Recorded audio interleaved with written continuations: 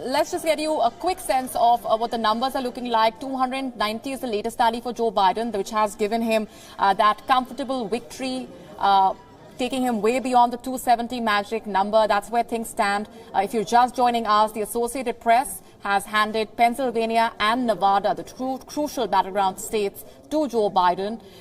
With that, 20 and 6 electoral college votes, 26 in all going to Joe Biden. Which has made this contest from being an absolute nail-biter to a victory for Joe Biden. The Associated Press declaring him as the president-elect. We've got you the reaction coming in from his running mate, Kamala Harris, who is now the vice president-elect as well, who spoke to him over the phone just a few moments ago, congratulating him, saying, "We did it, Joe." What a day it is for the United States of America, and what a day it is for the India-US partnership as well, with Kamala Harris set to become the first Indian origin vice president of the United States, Joe Biden, president-elect. Kamala Harris also the first woman vice president of the United States. So that in itself tells you what a crucial chapter this has opened for the United States. This has been a presidential race which has seen a polarized campaign, to say the least, a divisive United States of America. Speaking about that, let's get in a quick reaction from Susan Teherani as well, who's been getting us the very latest from on ground in New York. Susan, if you can just take a step back and look at the larger picture here. We have an America which stands divided, given the polarized campaign, given the divisions which have once again come to the fore.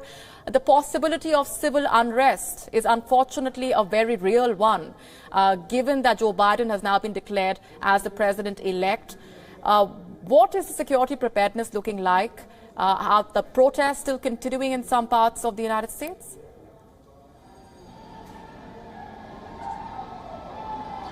Absolutely. Security measures are on high alert. And here in New York, the NYPD has been working on overdrive to make sure that these protests in the past few days don't turn violent. More or less, they were peaceful. There were some incidents and arrests. And across America as well, I mean, you really saw two camps. You saw the Trump supporters going to polling stations in Detroit, Michigan, for example, and saying stop the count. And on the other hand, you saw Biden supporters going out in the street and saying continue counting the votes. But, you know, what's interesting is this country, you're right, is extremely divided right now. And Joe Biden's main challenge will have to be whether or not he's able to move past the rhetoric of being the president of all Americans and really putting that in action. And one of those things would have to be working with his old friend, so to say, Mitch McConnell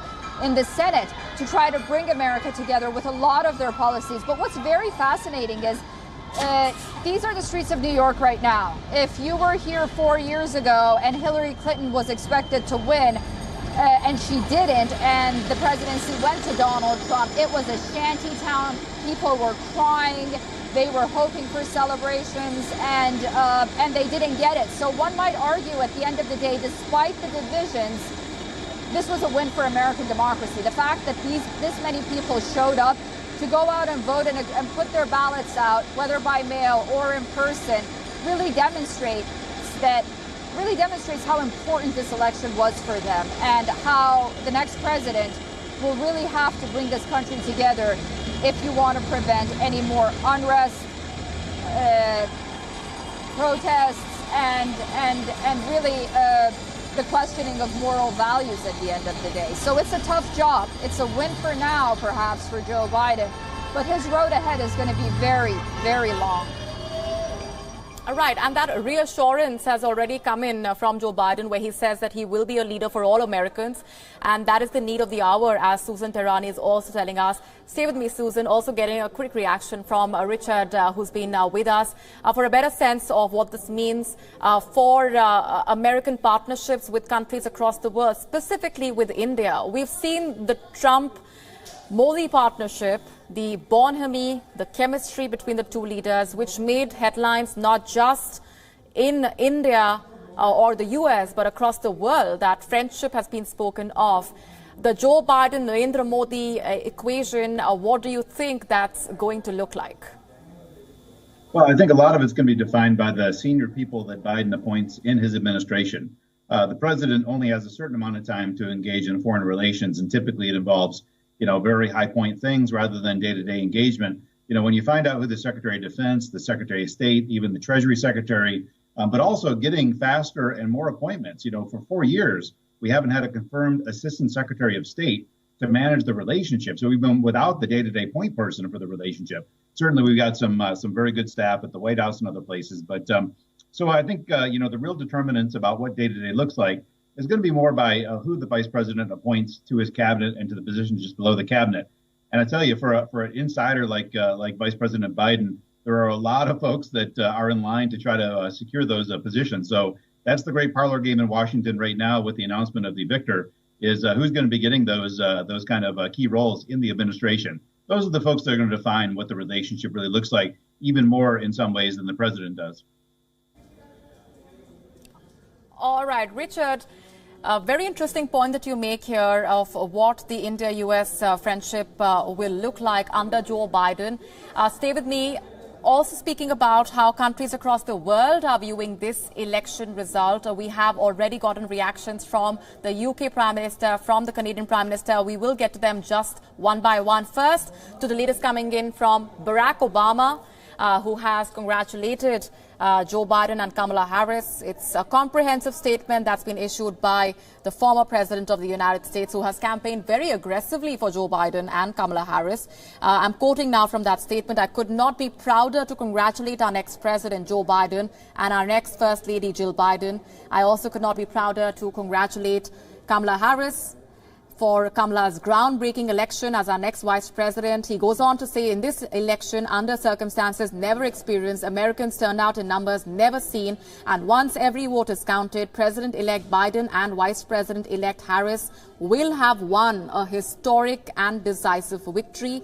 We are fortunate that Joe's got what it takes to be president and already carries himself that way, because when he walks into the White House in January, he will face a series of extraordinary challenges no incoming president ever has.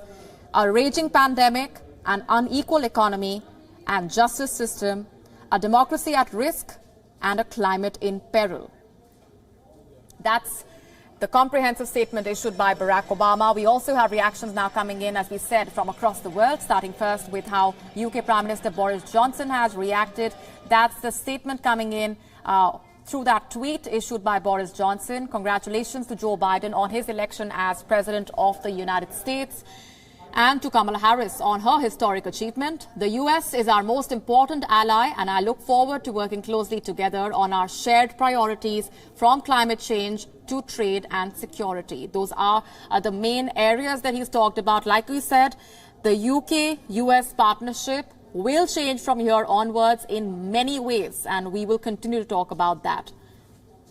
We also have Bernie Sanders issuing a statement coming up on your screen. "I want to congratulate all those who have worked so hard to make this historic day possible. Now, through our continued grassroots organizing, let us create a government that works for all and not the few.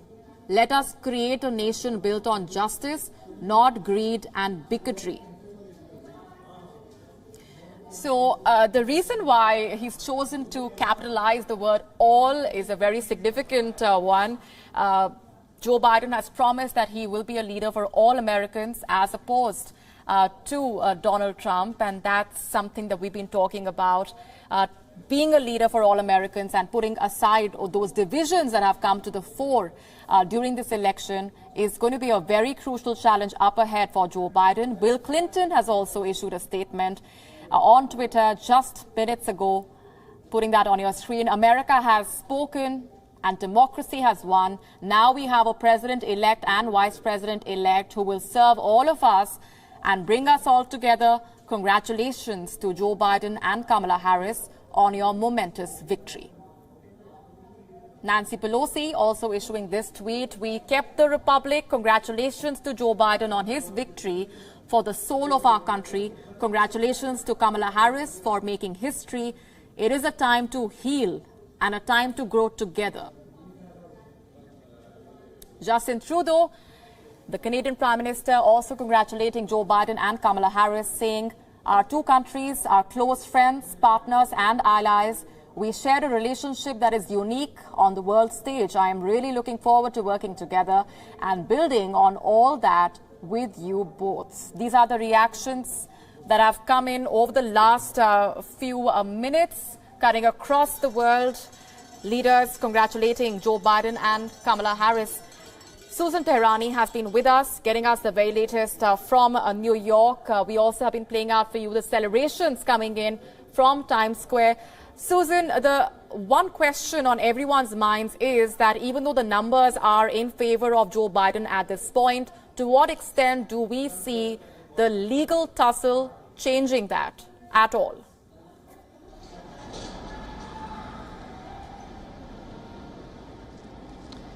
The legal battle by Donald Trump, it's going to continue. I mean, this is who Donald Trump is.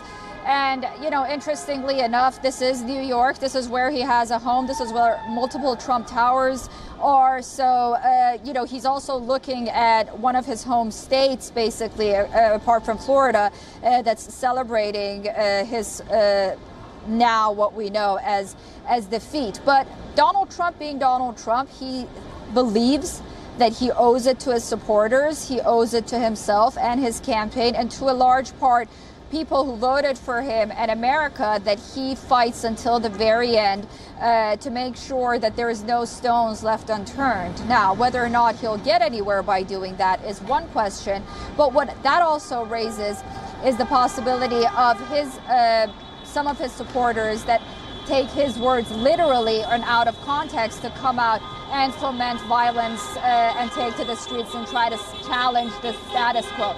So it's a very tricky situation that the Trump campaign is right now. But you know, you go on social media and you see his supporters defending him and backing him up, and unfortunately undermining one of the most democratic pillars of our country, which is the right to vote and you know, accurate voting. And they're saying that there was probably fraud. That's why that their president lost. It's a challenging place to be in, but it's also important to note that when it comes to Joe Biden and all the congratulatory remarks coming from U.S. officials, it seems like the bar is very high for him, the way that Barack Obama and Hillary Clinton are congratulating him, in a way that once he's elected, there's sort of going to be this sweep of a brush and everything is going to be perfect and America is going to be united once again.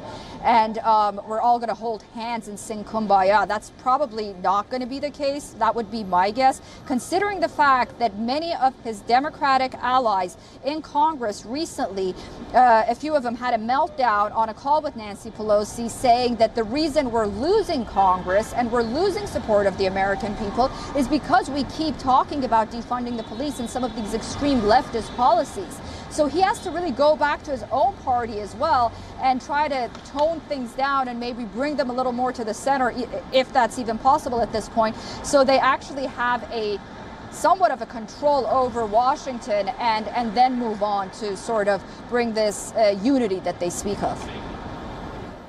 Right. Stay with me, Susan. We have some developments coming in from what's going on within the Trump camp.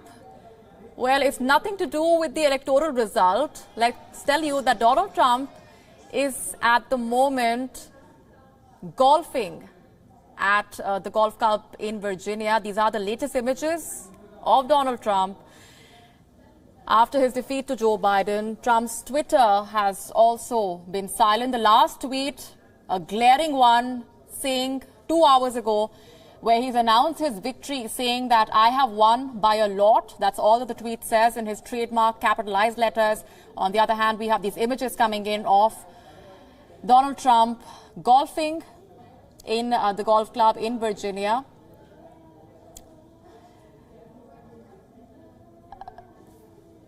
We have Stephen Golub also, who's been getting us his perspectives on what we are unfolding or we're seeing unfolding in the United States of America. Stephen, you know, we have Donald Trump who has time and again questioned the voting process, the democratic process. Now that the result is out, we don't see a statement from his team as of now. we will perhaps see them react as sharply as they have over the last few hours as well.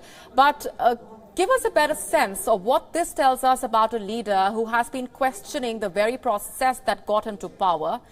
The mayor in Philadelphia just a few hours ago had asked Donald Trump to put his big boy pants on, quote unquote, and concede defeat. But given how we've seen Donald Trump reacting all this while, we do not really see that happening. No, I like that comment, put his big boy pants on.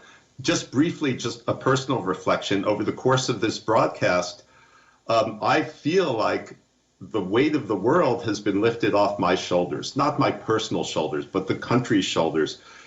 4 years ago, there was really, for many of this traumatic event of the surprise shock of Hillary Clinton losing to Donald Trump. And it wasn't just the loss itself, it's the way Donald Trump acted in the ensuing years. I gave a talk in India shortly after the election to a policy institute there, and then an interview to WION, in which I was cautiously, not optimistic, but at least cautiously neutral about the possibility that Donald Trump would grow into the job, despite his previous track record in the campaign and earlier in his career. He didn't grow into the job at all. In fact, he continued in many ways to act like someone who was a little boy, a petulant 2-year-old. And I think a lot of people around the country are not just celebrating, but breathing easier. As for a broader perspective, it says a lot about Trump, but it's not shocking to many of us that he's refusing to concede in the ways that Republican losers Mitt Romney and John Kaine honorably did when they lost previously, and Democrats have. We have a tradition of losing candidates conceding graciously and in respecting our democratic institutions and our democracy. That's not Donald Trump. Going forward, I think he's going to be doing some calculations purely in terms of what's in his own self-interest. Should he moderate his tone somewhat, even though he won't concede? I'm almost absolutely sure about that.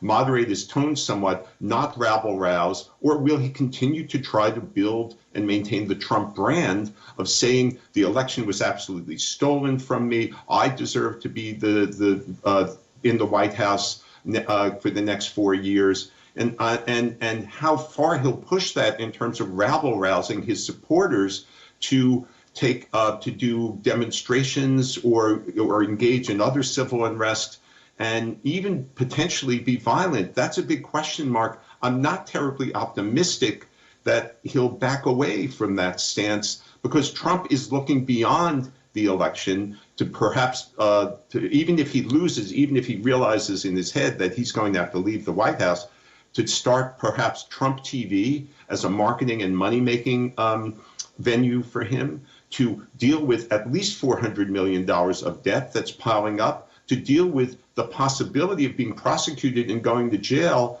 whether on federal or New York State or New York City charges for potentially criminal activities he engaged in, to his tax returns being released now that he's no longer in the White House. He's looking at some very negative scenarios, and maintaining his brand and political support and a media presence may be fueled, may be supported by continuing to take a hard line now. I kind of hope I'm wrong about that, but everything we've seen about Donald Trump for the past 4 years is not encouraging about the way he's going to act going forward. Right, you talk about how the weight of the weight on the people of America, their shoulders, has been lifted through this result. It's a very significant statement that you make here, given the divisions that we've seen come to the fore throughout this election. Stephen Golub, how concerned are you about the polarization on the ground, the possibility of a civil unrest, the protests that have continued, and the ugly possibility of things spiraling out of control over the next few hours, if things do turn that ugly? Over the next few hours, I don't know, but I'm very concerned about over the next few weeks and months, that Trump will encourage people to, he won't actually say, go out with your automatic weaponry, which a lot of Americans have because that's our gun culture here, and do some violence. No, he won't be as explicit as that, but he's hinted at all sorts of things. Lock her up for Hillary Clinton when there were no charges to do so. And in terms of when I said the weight off of our shoulders, I think it's important to emphasize that, yes, many Americans, as I was saying, we do feel a weight lifted over our shoulders, a greater lightness going forward. But that's, just a little bit more than half the country. And there are Trump supporters who are feeling depressed. They're feeling cheated. They're feeling angry right now. Donald Trump may feed into that. They're living in a completely different media universe. You in India covering the U.S. election are doing a better job, and I have tremendous respect for WION regardless, but you're doing a good job of showing what's going on here. Lots of Americans aren't getting such good coverage. They're watching Fox News, which in some ways has covered the election okay, its news division has, but more people watch Fox's opinion people who may still be ranting and raving about the election maybe being stolen.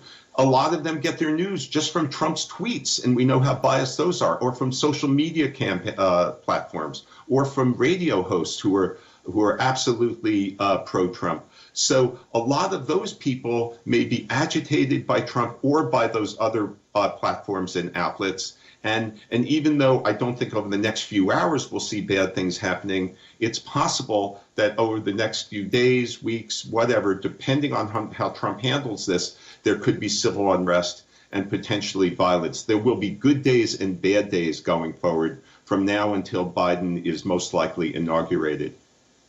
All right, so good days and bad days ahead is what Stephen Golub is saying. For now, it's a historic day. The United States of America will have the first woman vice president in Kamala Harris, who is now the vice president-elect. She will also be the first Indian origin vice president of America.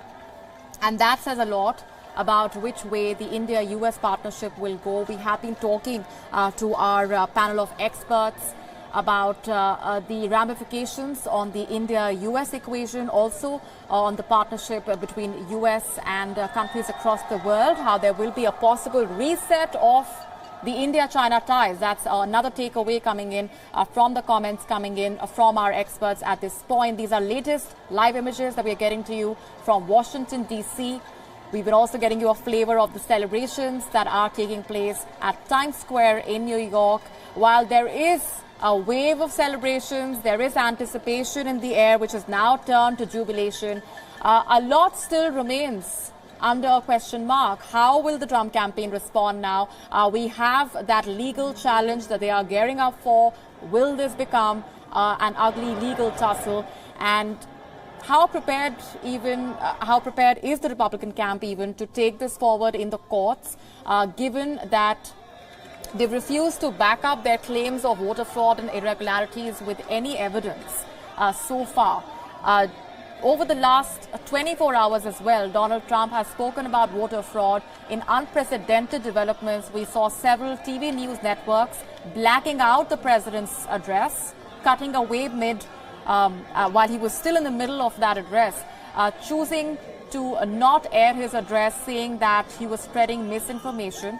And that's been one crucial factor where his campaign has hinged. His tweets, his statements surrounding around voter fraud and irregularities, something that they have not been able to substantiate with evidence. Those claims have been made time and again. But at the same time, we're seeing the numbers giving out that decisive victory to Joe Biden. What a tremendous feat this has been for the Biden campaign. 290 electoral college votes, Nevada and Pennsylvania going towards the Joe Biden path, clearing his way for winning this race to the White House. A lot has changed over the last 2 hours from that wave of uncertainty to the wave of jubilations that we are seeing in Washington, D.C. and several parts of the United States of America. Susan, we've been talking about the fact factors that seem to have worked in the favor of Joe Biden, and the COVID-19 crisis has been one. But speaking about the misinformation that the Trump campaign also has focused on, the people of America seem to believe that Joe Biden will be the leader who will safeguard their interests, not just when it comes to their health, but also lead the way for all Americans. And that's been something that he has emphasized on through almost all of his statements in the run-up to this day.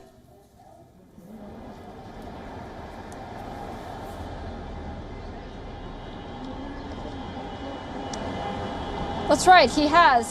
That's what he's been trying to say. He says that I'm the leader for all Americans, and that's the platform of sort of compassion that he ran on all through his election. He did focus on COVID. As we always say, his campaign was really COVID-centric.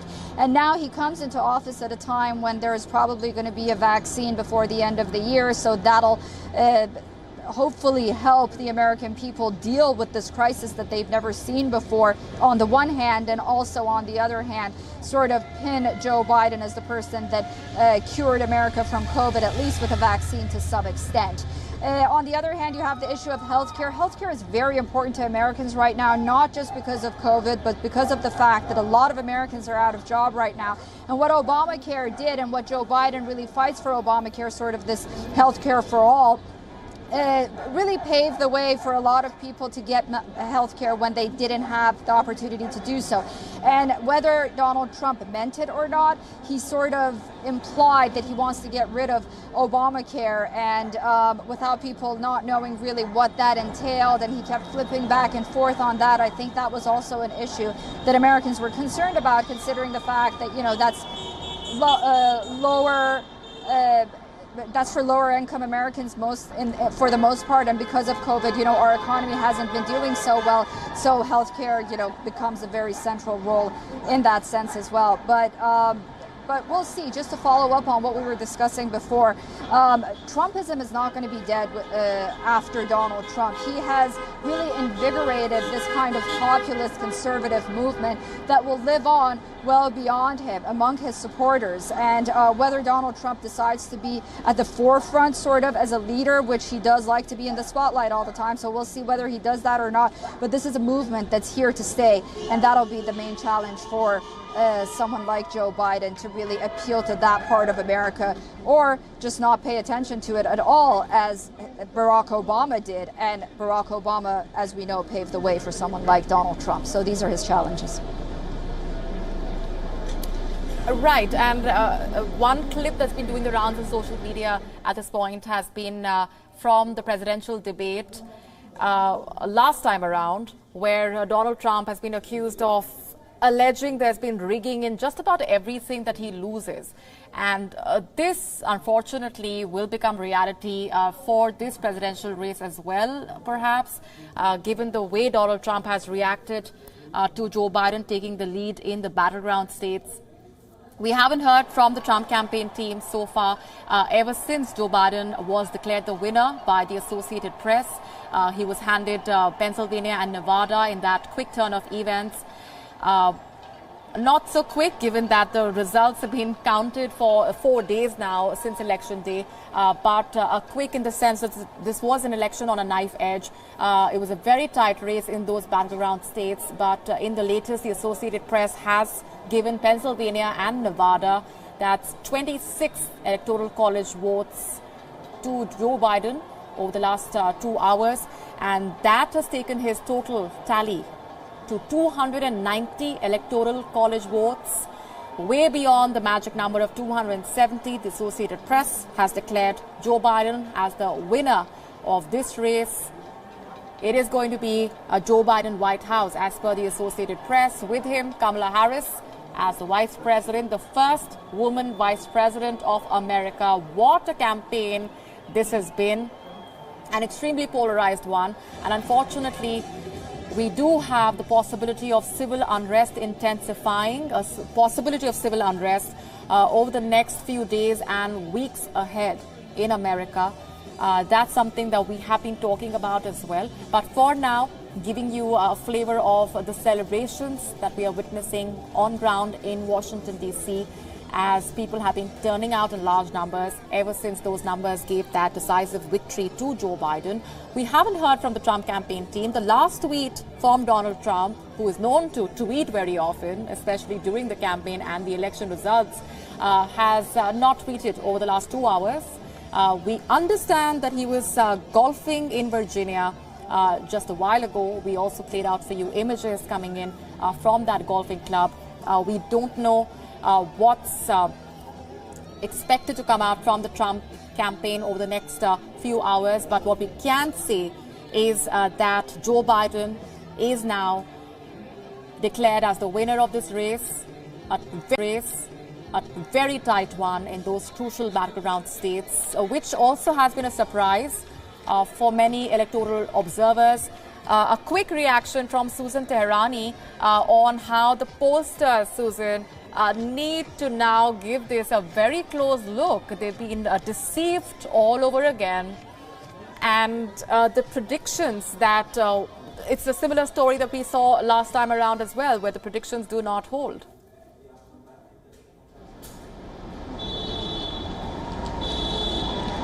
Absolutely. Polling is something that really needs to be reconsidered once again here in the United States. As you mentioned, in 2016, one of their excuses was that we didn't understand the silent Trump voter, because people were scared to say that they were going to vote for Trump because Hillary sort of had this kind of monopoly on the media and everything. Well, guess what? It was the same thing this year. First of all, people did not have they weren't comfortable saying that they vote for Trump, because at this point it wasn't just, you'd be sort of looked at in a certain way. It was the fact that people would attack Trump voters. So that's on the one hand. Historically, we know conservatives don't like to take polls. That's something else, that the polls usually go into these small groups of 300, 400, but the majority of them, when you look really closely at the fine line, it says, for example, +9 Democrats. So it's usually more Democratic centric. And on the other hand, there is an interest issue that comes in play. We journalists have to decide whether or not we're in it for the business, or we're really reporting the facts, or we're reporting what we want to hear.